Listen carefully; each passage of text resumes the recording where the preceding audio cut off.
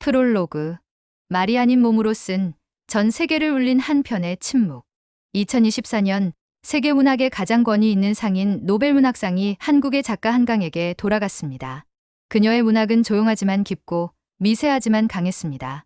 그리고 그 중심엔 한 편의 소설이 있었습니다. 바로 채식주의자. 이 작품은 이미 2016년 한국인 최초로 맨부커 인터내셔널상을 수상하며 세계의 주목을 받았습니다. 하지만 그 찬사는 단순한 수상 때문만이 아니었습니다. 전 세계 독자들은 이 낯설고도 아름다운 작품을 통해 존재란 무엇인가, 삶을 거부한다는 건 어떤 자유인가를 다시 묻게 되었기 때문입니다. 채식주의자는 단지 고기를 거부한 한 여인의 이야기가 아닙니다. 그녀는 고기를 거부함으로써 폭력을 거부하고, 침묵함으로써 언어를 거부하며, 무너짐으로써 자신을 지켜내려 한 인간의 이야기입니다. 이 영상은 바로 그 침묵의 강을 건너갑니다. 한 여인이 세상의 틀을 거부하고 인간으로서의 본질을 향해 나아간 이야기. 꽃이 아니라 나무숲이 되고자 했던 그녀의 삶은 결국 우리 모두에게 던지는 근원적인 물음입니다. 1장, 꿈, 고기를 거부하다, 영예의 각성. 나는 고기를 먹지 않아요. 그녀는 이렇게 말했다. 마치 오래전부터 마음속에 준비된 문장이었던 것처럼. 아무런 전조도 설명도 없이 그녀는 자신의 식탁에서 고기를 지워버렸다. 그리고 그것은 단순한 식단의 변화가 아니라 한 인간이 내면으로부터 일으킨 혁명이었다. 영해, 평범하다고조차 말하기 어려울 만큼 존재감이 희미했던 그녀는 남편의 말에 늘 조용히 수긍하며 가족의 질서 안에서 자신의 목소리를 거의 드러내지 않았던 여자였다. 그녀의 남편은 그런 그녀를 좋아했다. 아니, 그런 그녀를 선택했다. 말이 없고 욕망이 없고 수동적인 아내. 그러나 그 침묵의 표면 아래 언젠가부터 무엇인가 꿈틀대고 있었다. 모든 것은 꿈에서 시작되었다. 핏물 가득한 육신, 검붉은 고기의 꿈. 살과 피, 도살된 동물의 눈동자, 핏물 속에서 헤엄치는 알 수 없는 공포. 그녀는 잠에서 깬 후에도 그 꿈에서 벗어나지 못했다. 꿈은 단순한 환상이 아니었다. 그것은 감춰진 내면의 비명이었고 억눌린 무의식이 표면 위로 떠오른 한 조각의 진실이었다. 그녀는 고기를 끊었다. 더 정확히 말하면 폭력을 끊으려 했다.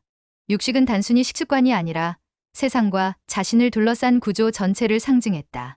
그 구도는 남편의 시선, 가족의 기대, 사회가 말하는 정상이라는 틀 안에서 끊임없이 그녀의 자아를 부정하고 억압해왔다. 육식은 그런 세계의 메타포였다. 그녀의 남편은 처음엔 가볍게 여겼다.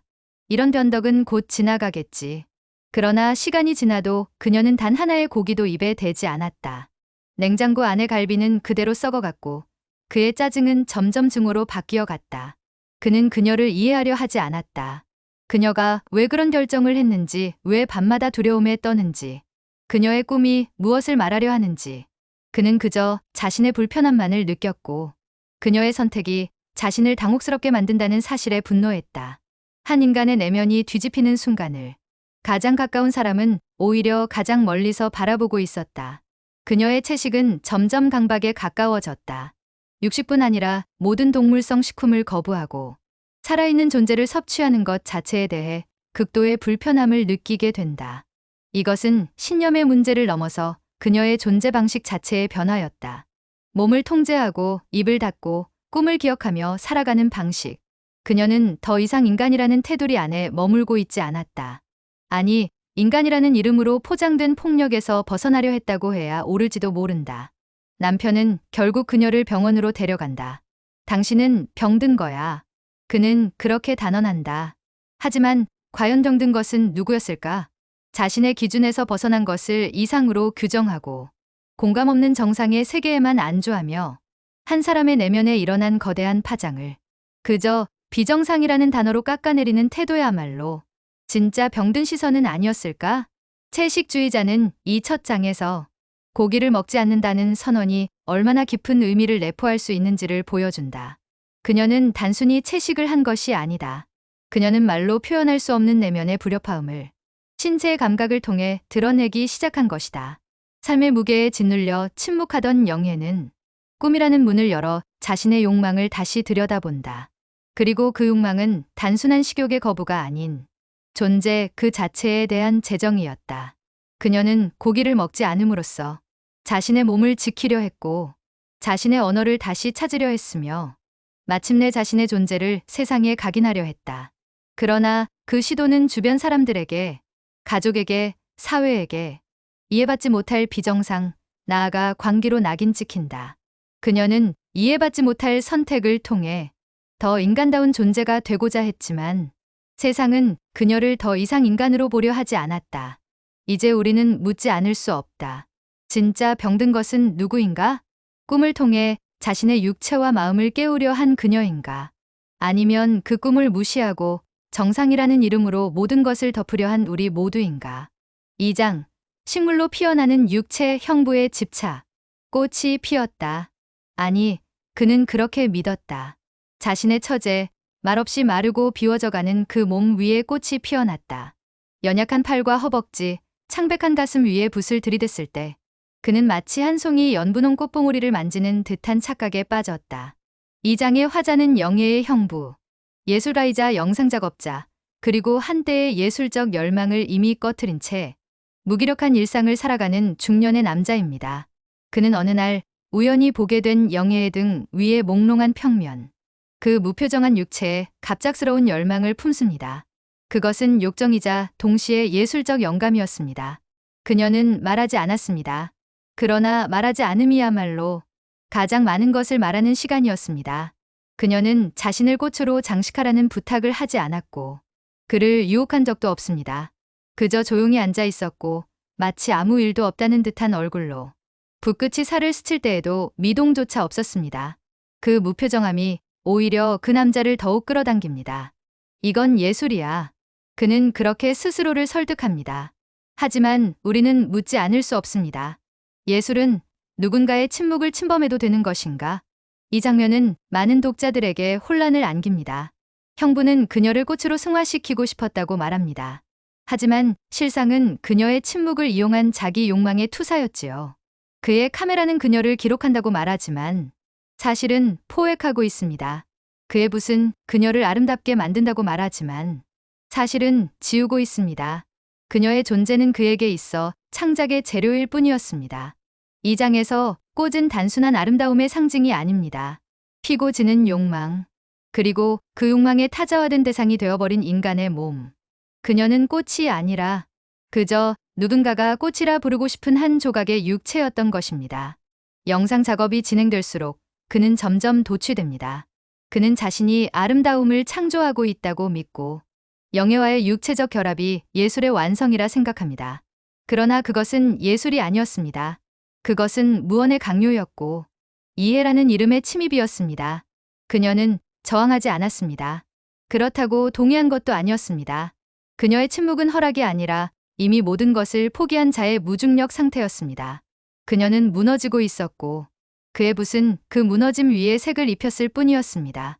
그는 그녀를 꽃으로 만들고 싶었지만 그 꽃은 살아 피어난 것이 아니라 잘려진 가지의 꽂은 모조꽃이었습니다. 형부는 그녀의 몸을 통해 잃어버린 자신을 되찾으려 했습니다. 삶의 무게에 짓눌려 무기력해진 자신의 감각을 영예의 비정상적 침묵 위에 다시 세우려 했습니다. 그에게 그녀는 하나의 신비였고 그 신비는 욕망의 대상이었습니다. 그러나 그 모든 순간이 무너진 날 그의 아내 영예의 언니 이녀가 그 방을 목격합니다. 그리고 그 부끄러운 예술의 환상은 산산이 깨져버립니다. 채식주의자의 이 장은 우리로 하여금 한 가지 잔혹한 질문을 던지게 합니다. 이해하려는 마음이 곧 사랑인가? 욕망은 언제 타인의 침범이 되는가? 예술은 모든 것을 정당화할 수 있는가? 영예는 자신의 몸 위에 그려진 꽃을 지우려 하지 않았습니다. 그녀는 그저 침묵했습니다. 하지만 그 침묵은 결코 동의가 아니었습니다. 그것은 이미 모든 것을 포기한 한 존재가 세상과의 연결을 끊고 떠나는 마지막 장례식과도 같았습니다. 꽃은 피지 않았습니다. 그녀는 피어난 것이 아니라 서서히 말라갔습니다. 살이 빠지고 눈동자가 흐려지고 말이 사라졌습니다. 그녀는 사람들 사이에서 점점 식물이 되어갔습니다. 그리고 그 선택은 누구도 감히 이해할 수 없는 가장 고독한 해방이었습니다. 3장, 언니, 나뭇잎이 되고 싶어. 이니의 슬픔. 언니, 나 나뭇잎이 되고 싶어. 그녀는 그렇게 말했습니다. 그 말은 너무도 조용했고 마치 오래전부터 자신 안에 자리에 있던 고백처럼 들렸습니다. 사람이 나뭇잎이 되고 싶다고 말하는 순간 우리는 그것을 어떻게 이해해야 할까요? 이 장은 영희의 언니 이니의 시선에서 펼쳐집니다. 가정을 지키기 위해 자신을 지운 채 살아온 여자. 정상이라는 이름의 세계 안에서 묵묵히 버텨온 사람. 그녀는 한때는 동생을 걱정했고 한때는 동생을 연민했고 결국에는 그 연민 속에서 자신 역시 무너져감을 느낍니다. 이내는 보았습니다. 동생의 침묵을, 무너진 몸을, 말라가는 손가락을. 그녀는 애썼습니다. 가족을 설득하고 병원을 찾아가고 아이를 돌보며 마치 무너지는 세상을 혼자 떠받치려는 사람처럼.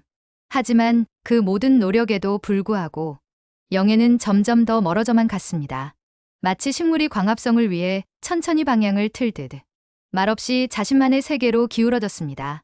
그리고 그 모습 앞에서 이내는 처음으로 스스로를 들여다보게 됩니다. 나는 정말 정상인가? 나는 지금까지 무엇을 지켜왔고 무엇을 이뤄왔는가? 그녀는 생각합니다. 자신은 살아오며 한 번도 자기 자신으로 살아본 적이 없다고. 남편의 아내로, 아이의 엄마로, 부모의 딸로. 늘 누군가의 무언가로 살아왔지. 한 번도 이내라는 이름 하나로만 살아본 적이 없다고. 그녀는 동생을 보며 한때는 그것이 무책임한 선택이라 여겼습니다. 가정을 무너뜨리고 사회적 기능을 저버리고 가족을 고통스럽게 하는 이기적인 태도라고. 그러나 시간이 지날수록 그 선택의 뿌리에 있는 절박함을 느낍니다. 살기 위해서, 견디기 위해서, 그리고 무엇보다도 자기 자신으로 남기 위해 그녀는 점점 더 세상을 거부해간 것입니다. 이내는 어느 날 정신병원에서 동생을 마주합니다. 차가운 병실, 무표정한 얼굴, 그리고 그 속에서 나 나뭇잎이 되고 싶어라고 말하는 동생. 그 말은 미친 소리가 아니라 차라리 가장 시적인 한 구절처럼 들렸습니다. 나뭇잎. 그것은 햇빛을 따라 움직이고 뿌리의 물을 받아들이며 소리 없이 바람에 흔들리는 존재. 아무도 다치게 하지 않으며 아무것도 해치지 않는 존재. 아마도 영애는 그런 삶을 원했던 것이겠지요. 말하지 않아도 되는 삶. 눈치 보지 않아도 되는 자리. 더 이상 짓밟히지 않는 시간. 이 장에서 이내는 자신이 믿어왔던 세계의 균열을 목도합니다. 정상이라는 말이 얼마나 많은 것을 억압하고 얼마나 많은 고통을 은폐해왔는지를, 그리고 동생의 삶이 비정상이 아니라 오히려 지금껏 자신이 믿어온 정상이야말로 얼마나 부자연스러운 것이었는지를. 이내의 고통은 단지 자매의 상실이 아닙니다. 그녀는 동생을 보며 자신이 되지 못한 삶의 조각을 떠올립니다. 그리고 그 조각들은 마치 오래전 잃어버린 시처럼 마음 깊은 곳에서 하나, 둘씩 되살아납니다. 채식주의자의 이 마지막 장은 이해라는 단어가 얼마나 복잡하고도 불완전한지 보여줍니다. 사람은 결코 온전히 타인을 이해할 수 없습니다. 그러나 그럼에도 불구하고 이해하려는 마음, 그 무언의 몸짓은 그 자체로 존엄한 기도의 형태가 됩니다. 영애는 결국 나뭇잎이 될 수 있었을까요? 아니, 그녀는 이미 나뭇잎이 되어버린 것일지도 모릅니다. 바람이 스치면 흔들리고 햇빛이 스미면 조용히 떨리는, 더 이상 말하지 않아도 되는 존재. 그리고 그 나뭇잎을 바라보는 인해는 처음으로 삶의 다른 길을 떠올립니다. 자신의 틀, 자신의 무게, 그리고 자신의 감정에 대해. 이 장은 우리 모두에게 속삭입니다. 혹시 당신도 조용히 나뭇잎이 되고 싶었던 적이 있지 않느냐고. 4장, 사회의 시선, 개인의 해방. 영애는 병원에 있습니다. 하얀 벽, 규칙적인 점검, 금속 장치와 검은 CCTV가 감시하는 공간. 그곳에서 그녀는 더 이상 말하지 않고 더 이상 먹지 않으며 천장을 향해 누운 채 조용히 식물이 되어갑니다. 그녀는 아무도 다치게 하지 않았습니다. 그녀는 누구에게 폭력을 행사하지도 반항하지도 않았습니다. 다만 고기를 거부했고 몸을 다루는 방식을 바꾸었으며 자신만의 방식으로 이 세계에서 빠져나가고자 했을 뿐입니다. 그러나 사회는 그녀를 가만두지 않았습니다. 비정상이라는 낙인은 너무나 빠르고도 손쉽게 찍혀버렸습니다. 사람들은 말했습니다. 왜 저렇게까지 해야 하지? 그건 병이야. 조현병일지도 몰라. 가족이 참 불쌍해. 이 세계에서 가장 무서운 폭력은 소리 없는 시선입니다. 이해하지 못하면서 판단하는 것, 공감하지 않으면서 치료하려 드는 것. 정상이란 무엇이고 비정상이란 무엇인가요? 그 기준은 누가 만들며 그 경계는 누가 지키고 있는가요? 영예는 정신과 병동에 수용되며 사회가 정한 질서에 강제로 복속됩니다. 그녀의 채식은 영양 불균형으로 해석되고 그녀의 침묵은 정신질환으로 진단되며 그녀의 해방은 병적인 환각으로 축소됩니다. 그러나 그녀가 말하진 않아도 우리는 그녀의 눈빛에서 질문을 읽을 수 있습니다. 내가 미친 것이 아니라 세상이 너무 시끄러워서 나는 침묵을 선택했을 뿐이다. 이 장면은 단순한 사회 비판을 넘어 현대인이 가진 불안의 본질을 정면으로 마주하게 합니다. 정상이라는 말은 얼마나 자주 타인의 고통을 지우기 위한 도구가 되어 왔는가요? 우리는 언제부터 말이 통하지 않는 사람을 병든 사람으로 단정하기 시작했는가요? 영예는 말하지 않습니다. 그녀는 침묵의 식물로서 존재합니다. 그러나 그 침묵 속에는 세상의 말보다 훨씬 더 분명한 메시지가 담겨 있습니다. 나는 상처 입은 존재다. 나는 나를 지키기 위해 나무짚이 되고 싶다. 나는 이 폭력적인 언어의 세상에서 더 이상 말로 상처 입지 않기 위해 아이의 말의 세계에서 벗어나고 싶다. 그녀는 치료받아야 할 환자가 아니라 다른 방식으로 삶을 해석하려 한 철학자입니다. 몸을 거부하고 음식을 거부하고 세상의 속도에서 이탈함으로써 그녀는 가장 본능적인 방식으로 질문합니다. 나는 누구인가? 나는 왜 이대로 살아야 하는가? 정신병원은 그녀에게 정상으로 돌아오라고 말합니다. 그러나 그 정상이라는 곳은 그녀에게 가족의 폭력, 남편의 무관심, 사회의 규범만이 가득한 공간입니다. 그녀는 더 이상 그곳으로 돌아가고 싶지 않습니다. 그녀는 식물이 되기로 합니다. 스스로 물을 받지 못해 마르더라도, 햇빛을 받지 못해 시들더라도 자신의 뿌리에서 살아가기를 택합니다.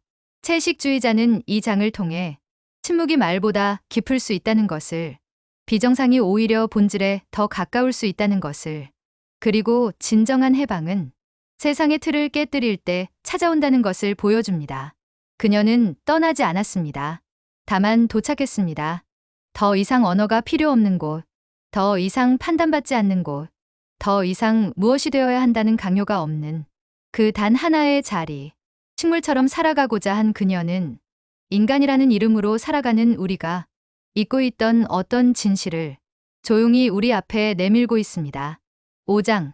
침묵의 언어, 채식주의자가 남긴 것. 한강의 문장은 조용합니다. 그러나 그 조용함은 공허가 아닌 충만입니다.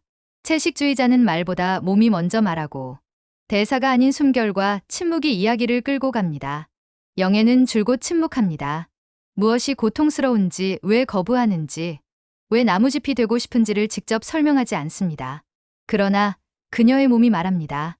고기를 거부하고 옷을 벗고 물을 마시지 않으며 식물의 몸짓으로 세상과 거리 두기를 선택한 그녀의 존재는 언어 이전의 언어입니다.